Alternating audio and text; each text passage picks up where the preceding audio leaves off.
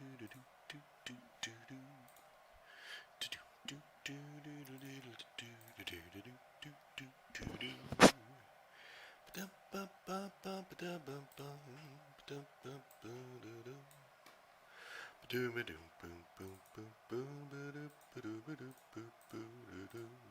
we go. All right. That appears to be working. Okay. Today is sort of a meta installment.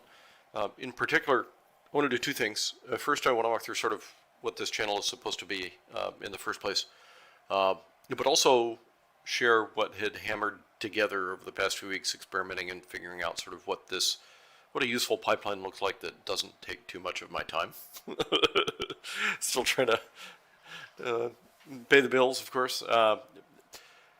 And the answer to the first part will help explain more of the second part. So, in particular, I have a dev blog that I'm trying to get better about writing stuff on that is mainly intended to capture like useful things. Like, I found this to be useful. This is something I found works really well in the past. It's not supposed to be influencer grade. It's not supposed to be, some sort of big production, and it's not really intended for like huge publicity spam. But it's stuff out there, and it's useful, and I want to be able to share it. Right. Been engineering for a while on multiple fronts, and just love to be able to share knowledge, and this seems like a useful way to do it. So that dev blog used to be just like some RST files living on my server with a front-end renderer, very rudimentary, until I moved everything over to Dev2 a few years ago. The Practical Programmer, it's Dev.2. I should probably pull up an example. So basically, this is, in my opinion at least, a better version of Medium. Pretty healthy community, signal-noise ratio is decent. But more to the point, it's a much better place for me to share than just trying to host these weird RST files on my personal server. So when I'm trying to share something, typically there's 5 steps that go into this production process. The first is there's some sort of project that I create on GitLab. I should turn off the 3D printer. There's probably some background noise.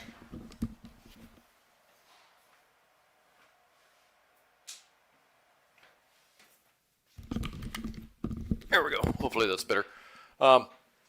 So first off, there's some sort of project on GitHub that's not something particularly complicated, and I usually tweak it until it gets to the point where I'm like, okay, yeah, I'm okay with sharing this in my personal profile publicly. Especially since most of these topics are technically oriented, there's some sort of engineering or source that can be version controlled and shared in that manner. So even topics that aren't particularly technical will have, some sort of write-up that I'm trying to do, some sort of article content, so it helps to have a version controlled. So there's maybe some sort of README, right, in Markdown, and some source or whatever, and that goes into a GitHub project, and that's step 1. That's probably the highest variance amount of time, but I'll get to that later. The second is, okay, I have this stuff, so now I'm going to take that article and I'm going to put it up on Dev2. So if you can't tell already, this README is basically, inception or self-reference and all that, but is basically what goes into, let's say, that GitHub project, right?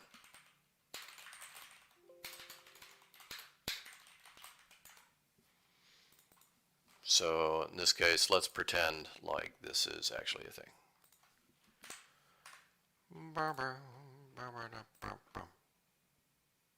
Okay, right. There's Markdown. Let's pretend that was some sort of source project uploaded. So then, Dev, this is one of the nice things actually about Dev2 is, voila. It's very friendly to Markdown. It's sort of the native formatter here, and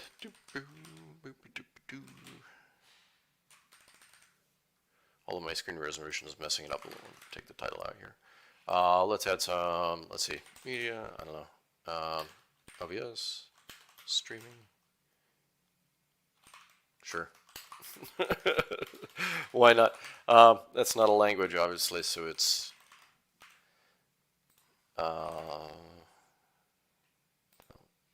yeah. Let's choose another tag here.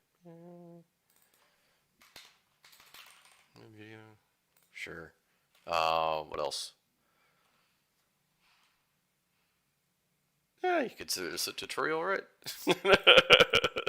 Okay, so once I have the markdown, it pastes into a document pretty well. At this point, there's some sort of other, I'll add source code snippets, or although I try to keep the, oh man, this is perfect.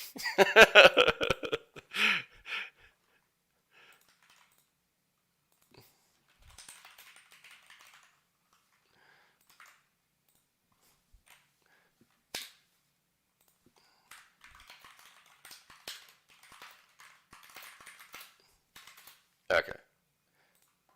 So this is one of the nicer things, actually. So if you just paste images in, it'll automatically upload them and start tracking them. So once I'm finished, you might go through a few drafts, but in general, okay, there it is, right?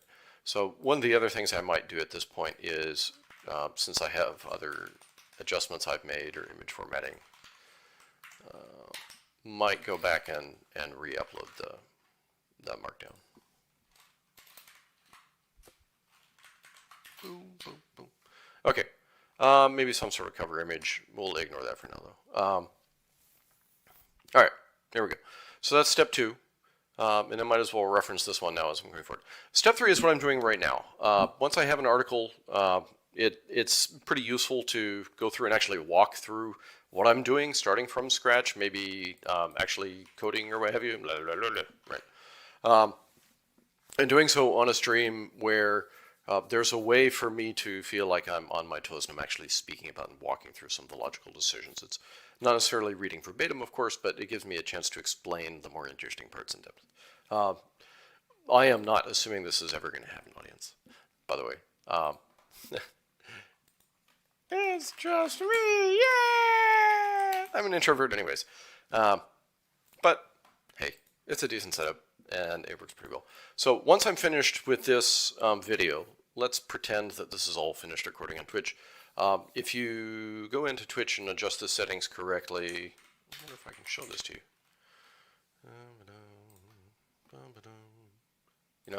That's probably going to be a waste of time. There is a setting for automatically saving VODs once you finish the stream.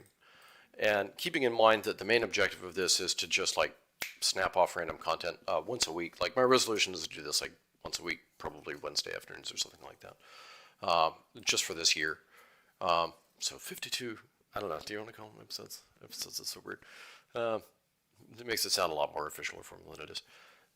I want to minimize processing though. So downloading the VOD from Twitch, you could go in and juggle things and splice things around. I don't want to do that, but I do find the thing that you have to do in this case is audio processing. So you can probably see. Let's pull on a track here. I don't know if I even saved it. I probably didn't because it's temporary anyways. OpenShot for video editing. I pull off the audio clip. In Audacity, there's effectively 4 things I go through. This is mainly because in YouTube will decrease volume that exceeds the maximum, but it will not increase volume that is too soft, right? So if it's too loud, it'll bring it down, but if it's too soft, it doesn't care. So there's a degree of processing that does actually help. It's pretty straightforward though, especially if you're familiar with Audacity. The first is a noise reduction pass. So let's try and test this and see if actual audio records. Okay, so let's pretend this is the audio track we pulled off. Audacity changed the menu options recently, so if I can remember. Noise reduction. Okay, we have our nose profile.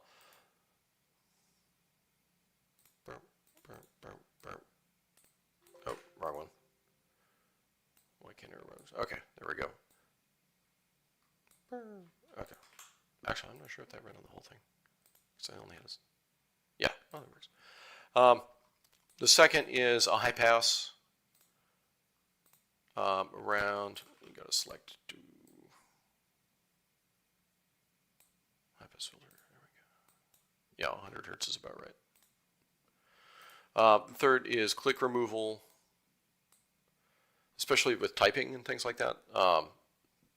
Pretty important. Have a pretty noisy keyboard. It's the downside of the mechanicals. and then some sort of normalization pass. So there we go. I don't know if this is going to come. I think I disabled computer audio, so it's probably not going to play. Anyways, so now once you have that, you can export it to MD3, fold it back into OBS Studio, excuse me, not OBS, OpenShot, and render it to a standardized output format of some kind. So my setup is very, very simple. This is single camera for my laptop plus 2 monitors extended to the dock. I have one monitor at reduced resolution to make sure that you can, read source or whatever as I'm typing. And I have another monitor with 3 sources I can pull onto the screen as needed. So you can probably see there's basically just 4 elements to this video setup. It's all done in a single shot. There's a title in the corner. There's chat just in case in the other bar, but most of it is just the display with the browser or the source, what have you, and then my beautiful face over here. That's sarcastic, by the way, in case you couldn't tell. So that gives us a decent, actually, production in a VOD that's now ready for YouTube. 720, if you go beyond 720, you really need to start worrying about your equipment a little bit more. The face in particular does not handle that well. The processing and size also jumps quite a bit. You also start running into readability issues and sampling issues with respect to the source that you're typing out or the articles, what have you. So putting that to 720, and this display itself is actually, for the display captures on 720 to make sure the resolution stays manageable and readable, is a pretty good idea. And so I keep that pretty consistently throughout the pipeline. Once I have that, that's ready to upload to YouTube. And there's a specific YouTube channel for that. So that's step 3. Step 4 is, that's step 4. Step 5 is sort of, okay, now it's ready for publication and release. In this case, this calls for, technically all of these are networks of some kind, right? Like GitHub social coding, sort of.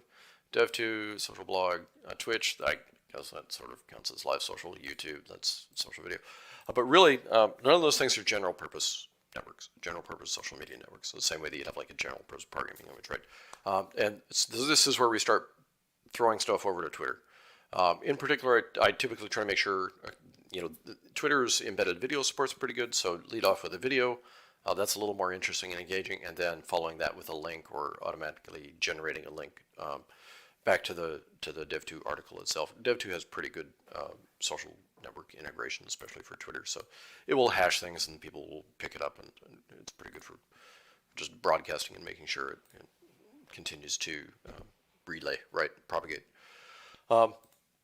So you really, at the end of the day, this is me trying to not waste time, trying to get something interesting and useful out that takes as little of my time as possible, if you can't tell from this amazing production quality. So there's this idea of a compression ratio where, for let's say 1 minute or maybe 10 minutes of video, how much time goes into generating that 1 or 10 minutes of video? What multiplier is it? And that number can be as big as you want it to be, surprisingly. In the past, I've easily found like 30 to 60 minutes for 1 minute of video, depending on what sort of diagrams you're introducing or what animations or what have you. And all, and there are low effort ways to do that as well, but really it needs to be much less than that. So for each step, let's say this video ends up being like 20 to 40 minutes, depending on the length of the article, average of 30. The processing itself, getting to that point where I can upload something and then clicking the right buttons, is probably 30 minutes, an additional 30 minutes. So that comes from the walking through an article of some kind that is typically between, this one might be an exception, because it doesn't have any like source code or element. Typically between 1,000 and 2,000 words in length. Any longer than that, no, it's just not interesting, and the video becomes less interesting anyways, and you're like walking through just a little bit too much in depth for people just like easily to listen to and consume. So 1,000 to 2,000 words in length. There's a lot of articles that are shorter than that.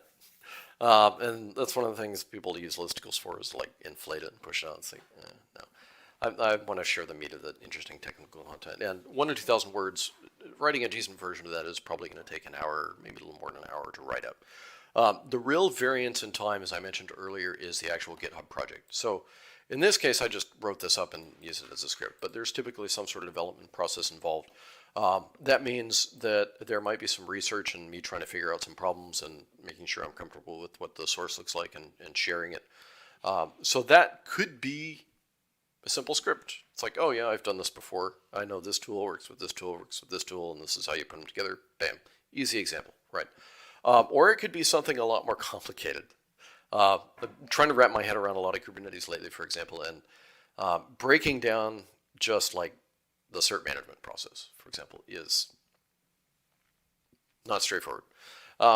There's a lot of steps in there, and that's probably like multiple articles worth of stuff. If you're doing something on like a more detailed game engine setup or game development techniques, that might be a little bit more complicated. But for the most part, I don't know how to characterize that with like single lines of code.